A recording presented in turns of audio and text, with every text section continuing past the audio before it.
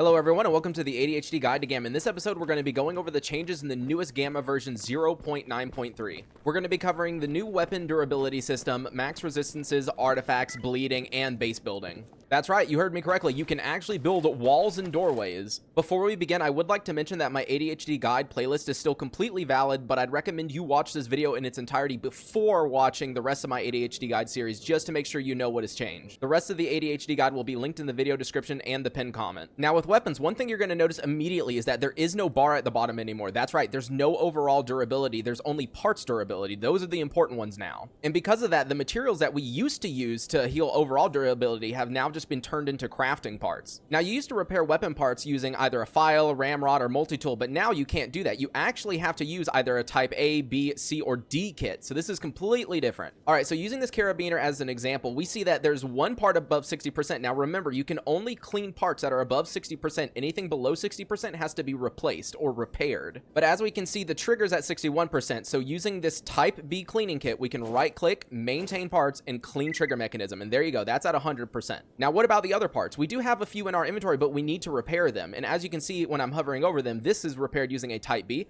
This is repaired using a type C. So you can go like this, and then there we go, click repair. And then using the type C, we can repair these two. There we go, those are repaired. And now since there is no overall durability to worry about, we can actually just go ahead and drag these in. Just drag it, there we go. Now, just like before, you can't just drag a barrel into a gun. As you can see, barrels cannot be replaced in the field. In order to replace a barrel, you still need to use a workbench. So for example, you can go right over here, go to repair, click on the gun, and then put in the new barrel. However, you do need a type B repair kit in order to do this. So let's get into how to make one of those. So what you're going to do is you're going to take your tools, either basic, advanced, or expert. You're going to open them up and you're going to go to repair toolkits. Now, as you can see in here, in order to make a type B kit, we need a type B cleaning kit. And as you can see right here with the spray lubricant and the ramrod, this is what it was repurposed for. Let's make a type B, which needs 2 files, a grooming kit, cleaning solvent, and some fasteners. So go ahead and craft that. That requires a basic tools. And then here's the type B weapon repair kit. So there we go, and craft that. So now what we can do is we can either go over here or we can open up the workbench from here, go to repair and replace the barrel completely. Click repair, and you'll notice that that did not use any of our uses. It starts with 3, it currently has 3. All right, I put the old barrel back in just to show you if you don't have another barrel. So let's pretend we don't have this at all. All we need to do is use this type B weapon repair kit and right click, maintain, and click replace barrel. And that will replace it at 100%, but it'll use one of our uses. So this is the way that the new repair system works. As I mentioned earlier, there is no overall condition, so we don't have to worry about doing anything else besides making sure that all the parts in the gun are at a good percentage. Now, if you're wondering where you get the ramrod and all this cleaning solvent and everything from, you just buy it from your local mechanic. As you can see, he has everything you possibly need. So for example, if we needed like 4 of this oil, we can just buy 4 of it right there and buy that. All right, so here's an AK-12 monolith. I'm gonna show you right now how I would go about repairing this. So first of all, we need the weapon parts, which hopefully we have some in here. All right, looks like we have plenty of parts, but what I'm gonna do is I'm going to specifically grab ones that are low percentage like this, and then this one right here, 64. Let's grab a new trigger, 69, and then a carrier. All right, so there we go. As you can see, we don't have a barrel, but we do have all 4 of those parts. Now, in order to repair these, as you can see when I hover over them, type C is the one that I need to use. So let's go to repair toolkits, and in order to make a type C kit, we need steel wool, file, spray lubricant, and fasteners, which we have, so we're going to go ahead and craft that. And since we need to replace the barrel, I know that I need a type C weapon repair kit. However, we don't have the cleaning solvent, so all I got to do is come right over here to the mechanic, and I think he wanted this, right? Yep, and I'm just going to buy as much as I need. There we go. Let's go back over here and craft this. And there we go, we crafted a type C kit. Now remember, you can always right click and go to details to see what compatible repair kits you need. So for example, this is at 69. We're gonna go ahead and use this, and we're gonna get all of this up. There we go, just click on all of those. They're now all at 100%. So now I'm just gonna drag them all into my weapon like that.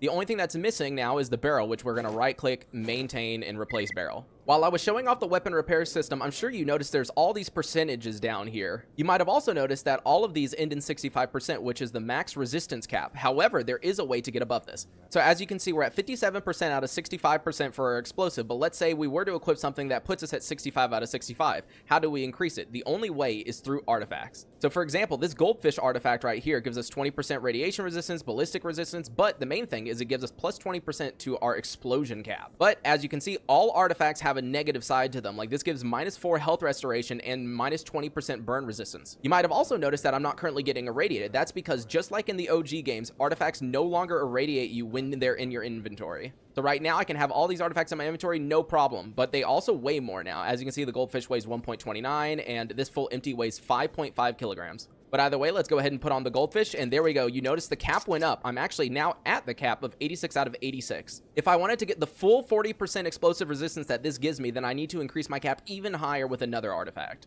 These changes make artifacts essential. Before, I would say, oh, you're fine without artifacts. You can run a couple of pelts, and you'll just be fine. But stacking pelts is no longer a thing. As you can see right here, I have a Psysucker skin and a Pseudo Giant hide. However, if I equipped one, as you might be able to tell, I can't equip the other one. Because of this, it is now really important that you go artifact farming, because without artifacts, you are not going to have that many resistances. Now, you might think, oh, well, at least these hides seem to give good resistances. You know, these seem to give good bonuses. However, that is dependent on the percentage of the hide. So these are at efficiency 100%, but it depends on your knife when you skin the mutant. So as you can see, if we just have the basic knife we start with, we can only get mutant pelt quality from 35% to 50%.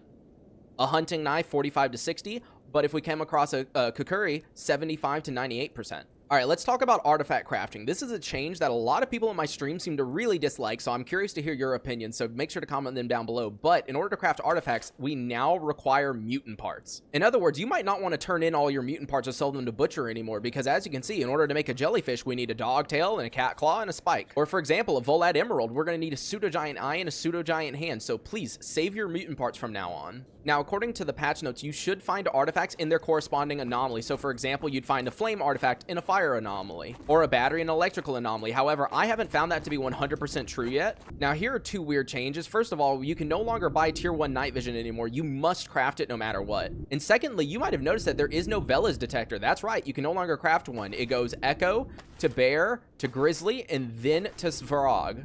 On the bright side though, all the detectors have new animations. As you can see, they look super nice. So before, especially late game, bleeding was an afterthought, right? You got shot, oh, well, I might as well finish the gunfight, or maybe I'll pop a med kit, but you wouldn't worry about bandaging till later. That is no longer the case. You need to immediately pop a med kit and then bandage, because the bleeding damage is insane now. All right, really quickly, I'm going to spawn in a monolith guy, so hopefully he'll fight me really quickly. I didn't mean to spawn in 3, but see if I can get them to shoot me. Hello? There we go. Oh, okay, bit too much. I don't need them to kill me. I just need them to shoot at me till I bleed. I'm not bleeding. Not bleeding. See, you're not guaranteed to bleed, which is the nice part. Still not bleeding. Jeez. Jeez, what in the world is wrong with these guys? Are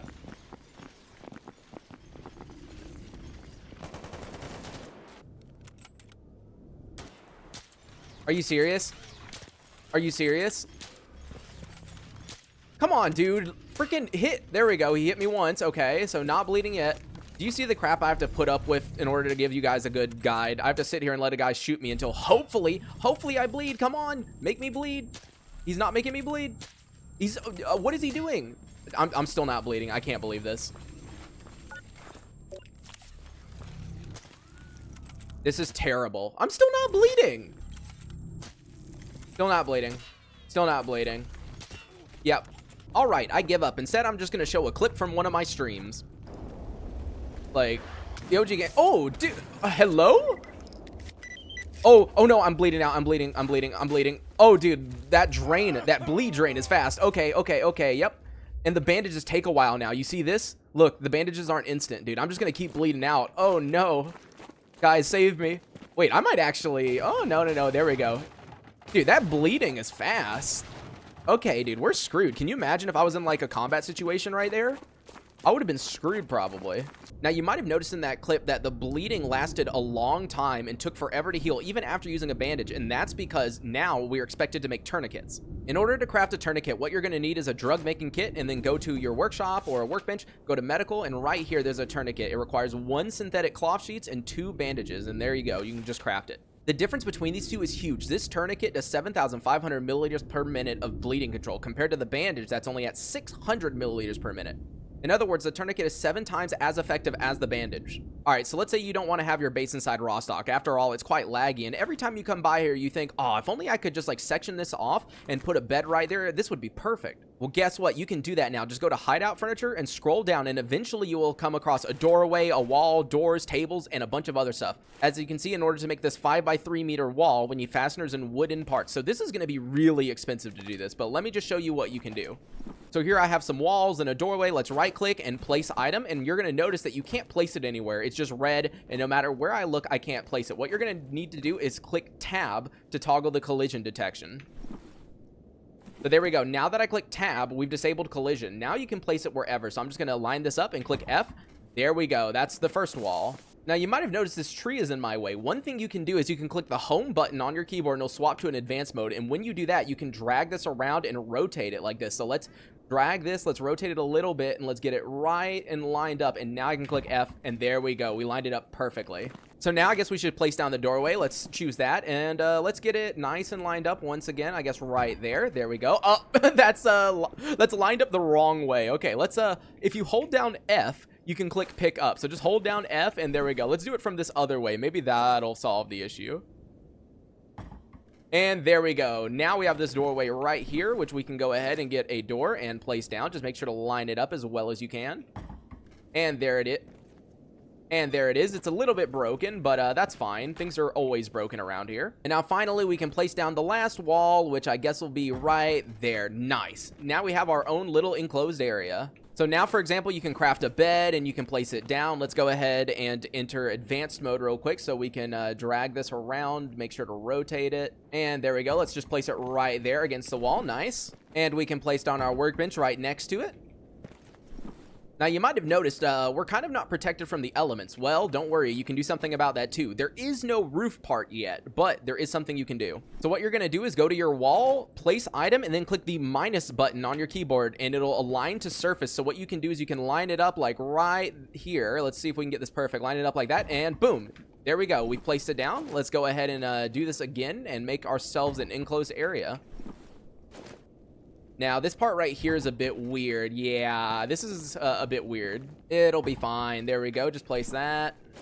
Well, there we go. I guess we get a little tiny skylight. I think this is inboxed enough. Now, there is one really unfortunate thing about this. No, you are not protected from emissions. I know, that's sad, especially since this update added a new mod called Dynamic Emission Cover. But I guess the game doesn't recognize this as an actual structure. So, for example, if I were to go and start an emission, so there we go, start an emission.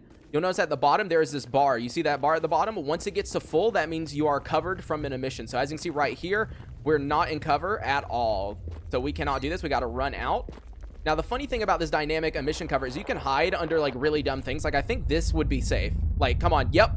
Right here. We're safe right in this like little area if I back up a bit. Yep. There we go. There we go. I am safe literally right here, which is very weird. I think you might be able to even hide inside one of these. Yep. Yep. This counts as safe from an emission. All right, now, as I said before, most of my ADHD guides still apply, so if you want to go down in the video description or the comment section, you can watch the ADHD guide playlist, and it'll be still mostly accurate. Most of the ADHD guide is just tips and tricks and ways that I approach things, so it should be good. But thank you guys so much for watching, and I hope you guys enjoyed this episode. Comment down below if you want me to make a video on anything else, but for now, peace.